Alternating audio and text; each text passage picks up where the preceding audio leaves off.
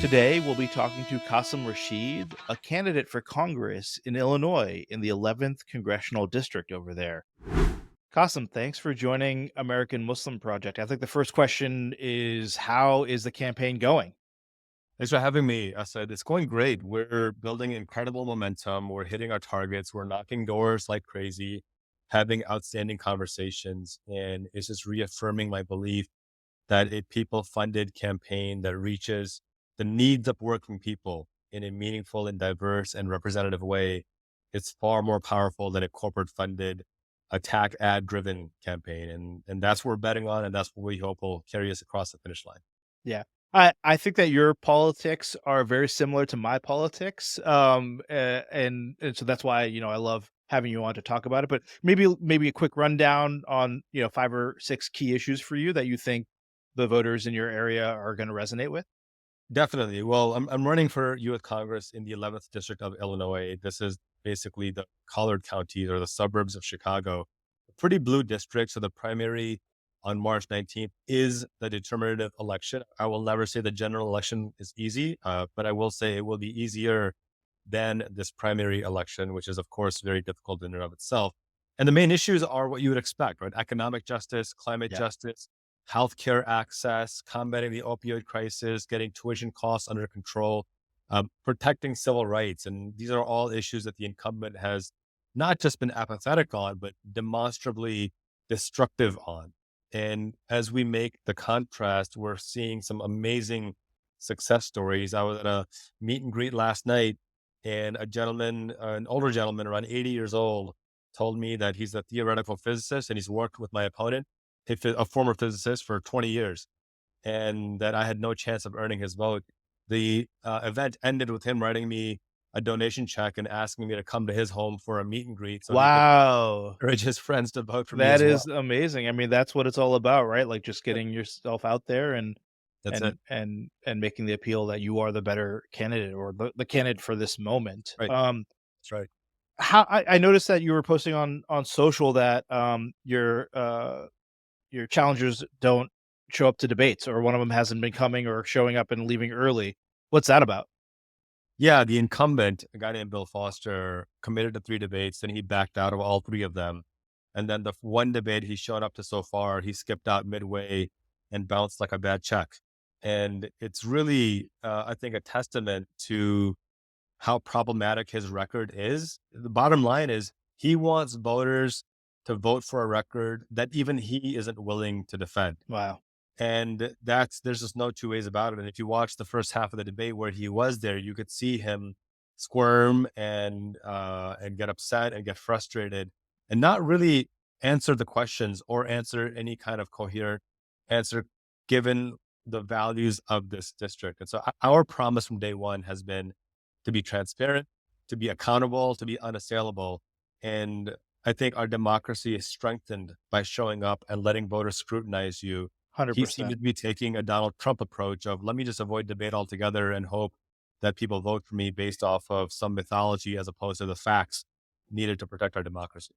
Yeah, I think that's exactly right. I mean, it's so anti-democratic Yeah, to not show up to debates, to not engage, to not defend your record.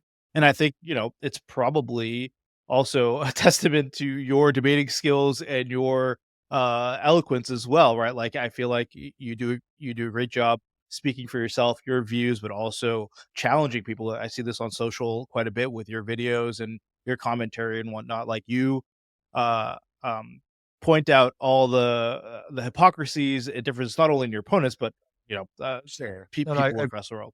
I appreciate the kind words. I said, look, I think it comes down to recognizing that none of us are perfect. I'm certainly far from it.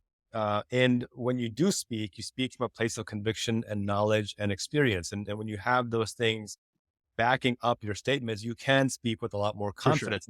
And the other beautiful thing about that is that when you are wrong, you say, oh, okay, I have no problem admitting I'm wrong. Let's improve and do better. I think that integrity is something that people value and cherish. It's something we don't see enough in politics. And anytime I can find ways to improve myself and be clear and transparent about that, I think that builds trust as well. Totally. How has ethnicity and religion showed up in this, campaign for you? I think, one of my favorite quotes by one of my favorite sci-fi authors, Mary Robinette Kowal, she says that it's not diversity for the sake of diversity, it's representation for the sake of reality. And uh, a lot of what we're trying to accomplish is having meaningful representation in the halls of Congress. There's never been a Pakistani American elected to U.S. Congress in U.S. history. Yeah, We have a Democratic Party in Congress that is older than the average Republican in Congress. We are just as monolithic, nearly just as monolithic. There's more diversity among Democrats, I'll give them that, but not enough relative to the diversity of the Democratic Party. for So, sure. we're certainly not running as the Muslim candidate or the Pakistani candidate, but we are running on the importance of lived experiences of diversity. I grew up low income. I grew up in Section 8 housing. I understand those economic struggles, those food struggles, those housing insecurity struggles. And I'm able to craft my responses and my policies to reflect the needs of working people, whether they're immigrants, whether they're people of color, whether they're low income. And that's exciting because connecting with folks on that personal level shows that we're connecting not just from an identity politics standpoint, but from a meaningful lived experience standpoint. Yeah. And again, people value that. It's been an extraordinarily productive way for us to run our campaign. And I think one of the reasons we're building momentum is because people see I'm not here as an ego boost. I'm here because these are issues I deeply care about. I've worked on them intimately. And now it's about transforming that advocacy for humanity into better policy to elevate humanity. Yeah. Do people question your loyalty by yeah, as a Muslim American? I feel like that happens a lot to candidates that run. So far, it's actually been heartwarming, the amount of support I've received. I put up a Instagram and TikTok video a couple days ago because I am getting a whole bunch of emails and questions from people asking about my theological view on things. And I had Hmm. to put out a statement saying, look, I'm not running to be the imam of your mosque or the pastor of your church or the rabbi Yeah, of your synagogue. The beauty of this country is separation of religion and state. And so whatever your religious moral standard is, I want to fight to make sure you can practice your religious moral standard. But that doesn't mean you get to impose your religious moral standard on 100%. other people. Yeah. And so far, that's actually been a really productive way for us to have this conversation. I'm certainly not hiding the fact that I'm a practicing Muslim. My wife wears a headscarf, a hijab, and we're very public in our ads and everything about that. I think leaning into your identity and being proud of it and having it inform how you serve humanity is the way to go. And so far, the 100%. response has been overwhelmingly positive. That's that I mean, that's just, amazing to hear and certainly not what we're being, told, Yeah. in the media for sure. You are specifically not taking corporate money, and, how's that been going? Is that a challenge for you or what is the reaction when you say that to people? It's both a challenge and a reward. It's a Yeah. challenge because, our average donation is like $50 Wow. and my opponent's average donation is like $700. Oh my goodness. So Yeah. for every one donation he gets, I need to get 14 at least just to break even. The reward is that it aligns with ethical values, moral values. It's what more than 95% of Americans want, not just Democrats, Yeah. but Americans. And I think it speaks to the trust and integrity that we're trying to build with our community. When I mean community, I mean our voter base. That for us, election reform is not just lip service that, hey, I think we should get corporate money out of politics. It's leading by action. And the exciting thing is that while rejecting all corporate money, we have outraised Bill Foster despite the Wow. corporate money Oh that my he's taken. goodness. Wow. That's great. We've had more than 12,000 donations to Wow. our campaign. And it's a testament to the power of people working together. Because look at this.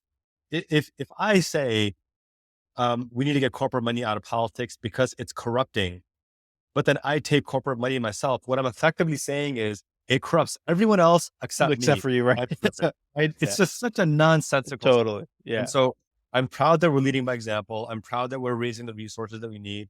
I'm proud that we are paying our staff very well above market rate. We're paying our Great. staff better than he's paying his staff, a lot better. And I'm proud of that fact. We're hiring paid canvassers right now, starting at $20 an hour. It's amazing. And again, it speaks to when I talk about economic justice, it's not just lip service that let somebody else figure it out. It's let me lead by example and show you that this model works. And so far, it's working really well. Like I said, Qasim, I think of any political candidate out there that I've known, you align so much with my values as well, and so I really hope that, you are successful at it's on February 8th is when early voting starts, March Yes, 19th is the election. that's right. What can our listeners do to support? Time, treasure, talent. If you have time to phone bank, whether you live here in the 11th District of Illinois or whether you live in Portland, where you are, Asad, or in LA or New York, if you can phone bank, we are phone banking every week. And we're not calling, Republicans or MAGAs. We're calling pretty strong Democrats who vote in primary elections and just letting them know that, hey, there's a candidate who's people funded, who believes in economic, social, and climate justice. He's from the district. Let's get him elected. That's one. Treasurer, if you can contribute, whether it's $1 or the maximum of 3,300 or anything in between, throw some coin our way, because at the end of the day, every dollar we invest, every dollar we spend is a reflection of the future that we want to see. And then the talent aspect of it. If you are a social media maven and you want to put together content for us, if you want to host a meet and greet at your place, if you want to host an online Zoom fundraiser, reach out to us. Reach out to my contact at QasimRashid.com, and we will follow up with you. Any one of those things, massive difference. The more folks involved,